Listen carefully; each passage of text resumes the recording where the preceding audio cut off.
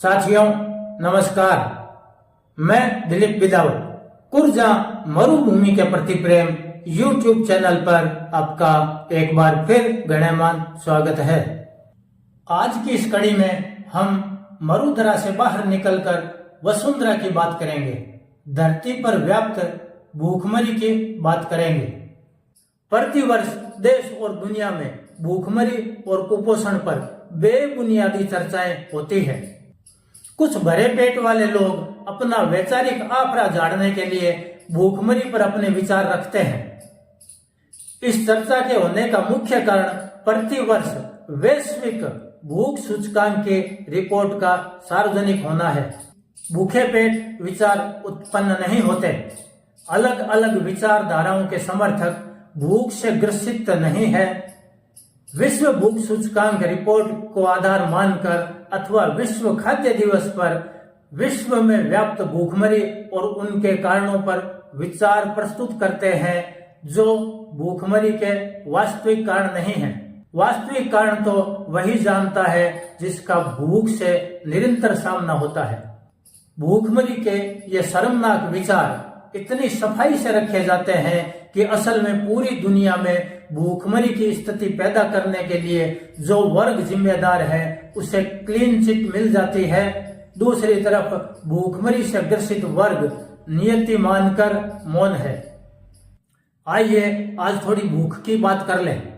भूखमरी का अर्थ है शरीर को सक्रिय रखने के लिए जितने भोजन, जितनी कैलोरी और जितनी ऊर्जा की जरूरत होती है उतना भोजन नहीं मिल पाना है। इसका परिणाम भूख और कुपोषण के रास्ते धीमी गति से आने वाली मौत है। बात गर्भवती से शुरुआत करते हैं। हाल ही में विश्व में भूख का आकलन करने वाली संस्था कंसर्न वर्ल्ड वाइड और वेल्थ हंगर हेल्प द्वारा जारी विश्व भूख सूचकांक रिपोर्ट के अनुसार 127 देशों की सूची में भारत लगातार खराब अंक की तरफ बढ़ते हुए भूख के क्षेत्र में 105वें स्थान पर है। 104 देशों की स्थिति भूख के मामले में भारत से बेहतर है। यह गौर करने वाली बात है कि वर्ष 2014 में भारत भूख सूचकांक में 55वें पायदान पर था। गत एक दशक में इसमें लगातार गिरावट दर्ज की गई तथा आज हम 105वें स्थान पर पहुंच गए हैं। यह स्थिति तब है जब देश में विश्व का सबसे बड़ा खाद्य सुरक्षा कार्यक्रम संचालित है। गरीब लोगों को सस्ती दर पर अनाज, स्कूल में बच्चों को दोपहर का भोजन, आंगनबाड़ियों में अतिरिक्त पोषाहार पर बजट का एक बड़ा हिस्सा खर्च होता है। भारत विश्व की तीसरी बड़ी अर्थव्यवस्था की तरफ अग्रसर होने के बाद भी भूखमरी के इस कलंक को मिटा नहीं पा रहा है। यह भी जानना जरूरी है कि विश्व में भूखमरी के संकट के जनक विश्व बिरादरी के भारत सहित 193 देशों ने सतत विकास लक्ष्य के लिए चिन्हित किए 17 लक्ष्यों, जिन्हें 2030 तक हासिल करना है, की सहमति जताई थी। इसका दूसरा लक्ष्य भूखमरी उन्मूलन है। अंतर्राष्ट्रीय स्तर पर बनने वाली आर्थिक व्यापारिक नीतियां, संसाधनों और बाजार पर कब्जा जमाने की जद्दोजहद ने विश्व की एक बहुत बड़ी आबादी को भूख की तरफ धकेला है और यह बदस्तूर जारी है। भूखमरी को लेकर प्रस्तुत शर्मनाक विचारों में एक है जनसंख्या का बढ़ना। जनसंख्या मानव संसाधन है, देश का कैपिटल है। देश में कैपिटल अर्थात पूंजी पैदा करने वाला मानव संसाधन भूख का कारण कैसे बन सकता है? किसी भूखे व्यक्ति को पूछें तो वह यही कहेगा कि मेहनत के बदले जितनी उसने पूंजी पैदा की है उसके एवज में उसे मजदूरी पूरी नहीं मिली। जमाखोरी और कालाबाजारी के चलते बढ़ी महंगाई के कारण वह अपने परिवार के लिए पूरा भोजन नहीं खरीद सकता। सच्चाई तो यही है। व्यापार नीतियां जो असंतुलित आयात निर्यात को बढ़ावा देती है भूखमरी के लिए जिम्मेदार है। अंतर्राष्ट्रीय व्यापार समझौते के तहत निर्धारित मात्रा में हमें खाद्यान्न निर्यात करना ही होता है। भले ही देश में भूखमरी का संकट खड़ा क्यों न हो जाए। विकसित और धनी देश जिनके साथ हमारा व्यापार समझौता है, खाद्यान्न का संकट आने पर उन्हीं से वही दिया हुआ अनाज वापस आयात करते हैं। इस आयात निर्यात और मुनाफा कमाने की कामना के चलते खाद्यान्न के दाम बढ़ जाते हैं। भूखमरी का एक मूल कारण यह है, बढ़ती जनसंख्या नहीं है। दूसरा एक और कारण गिनाया जा रहा है क्षेत्रीय संघर्ष का। कहा जा रहा है कि वर्तमान में विश्व के अलग अलग 56 क्षेत्रों में युद्ध, टकराव और संघर्ष की स्थिति बनी हुई है। इस कारण दुनिया में 73 करोड़ लोग भूखे रहने को मजबूर हैं।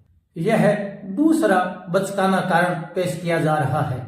युद्ध संसाधनों की लूट, व्यापार और बाजार के लिए हो रहे हैं। युद्ध, संघर्षों, टकरावों की आग में हवा वही विकसित देश दे रहे हैं जो पूरी दुनिया में भूखमरी के लिए जिम्मेदार हैं। खाद्यान्न की जमाखोरी, मुनाफा कमाने की कामना इस भूखमरी का कारण है। एक और कारण बताया जा रहा है जलवायु परिवर्तन का। जलवायु परिवर्तन के कारण खाद्यान्न का उत्पादन पर खराब असर हो रहा है। उत्पादन लगातार कम हो रहा है। यह कारण तो वाजिब है, लेकिन इसके लिए भूख से ग्रसित लोग जिम्मेदार नहीं हैं। अगर हम निष्पक्ष तरीके से विचार करें कि जलवायु परिवर्तन के लिए कौन जिम्मेदार है और जलवायु परिवर्तन के प्रभावों को कम करने के लिए कौन अड़चनें डाल रहा है, तो उन्हीं विकसित और धनी देशों के नाम सामने आएंगे जो भूखमरी के लिए जिम्मेदार हैं। गरीबी और भूखमरी के कारण हमारी अर्थव्यवस्था के गर्भ में छिपे हैं। इसकी जड़ें पूंजीवादी अर्थव्यवस्था द्वारा पोषित होती है, जो व्यक्ति को जीने का अधिकार, घूमने फिरने, बोलने, धर्म और उपासना की स्वतंत्रता तो देती है, लेकिन भरपेट भोजन के अवसर नहीं देती। इसी अर्थव्यवस्था की पैरवी करने वाले लोग समाज के सामने भूखमरी के बचकाने कारण पेश करते हैं। गरीबी और अमीरी के बीच का लगातार बढ़ता अंतर भूख का मुख्य कारण है। दुनिया भर की संपत्ति और संसाधनों पर चंद लोगों का कब्जा है। दुनिया की 90% संपत्ति और संसाधनों पर 10% लोग काबिज हैं। लेकिन संपत्ति और संसाधनों के जनक श्रमजीवी, मजदूर और किसानों का एक बहुत बड़ा तबका आज भूख से ग्रसित है। भूखमरी और कुपोषण का एक और कारण है हमारा बाजार, जो पूंजीवादी अर्थव्यवस्था का बिना लगाम का अनियंत्रित घोड़ा है, ने हमारी खान पान की आदतों को बदल दिया है। स्थानीय और पौष्टिक खाद्यान्न को छोड़कर बाजार द्वारा परोसे जा रहे खाद्यान्नों की तरफ झुकाव ने भूखमरी और कुपोषण को बढ़ाया है। मोटा अनाज, दूध, दही, छाछ, घी, दाल और प्राकृतिक तरीके से उपजे खाद्य पदार्थ हमारी थाली से चालाकीपूर्ण तरीके से छीन लिए गए हैं। बाजार, जो पूंजीवादी अर्थव्यवस्था का कमाऊ पूत है, कि मुनाफा कमाने की भूख ने न केवल हमारी थाली से भोजन छीना है, हमारी सोच को बदला है, हमारी प्राथमिकताओं को बदला है। भूख और कुपोषण के कुछ कारण हमारी सामाजिक व्यवस्था में विद्यमान है।